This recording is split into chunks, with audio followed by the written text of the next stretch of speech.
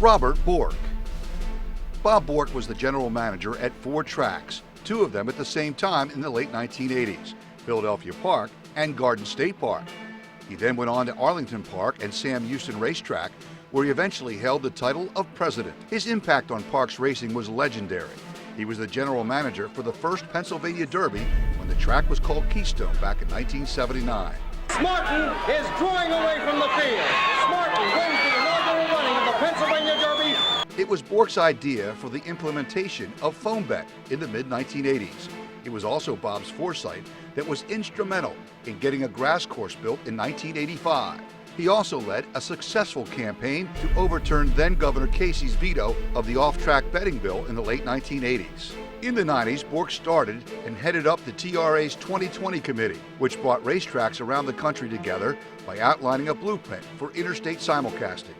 Bob Bork was a true racing pioneer here in the Commonwealth.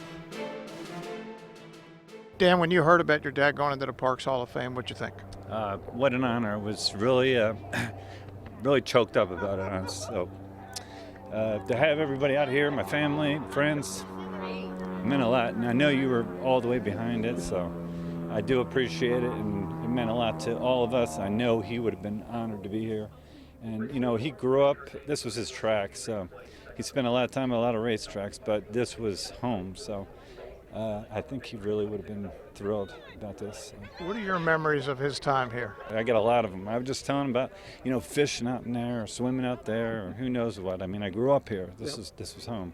So, yeah, I worked here in the parking lot. I did a lot of stuff here, worked different jobs all over the place. So this is still home for me, too. I live in Kentucky, but this is definitely still home, and, you know, it means a lot for me to be here, too.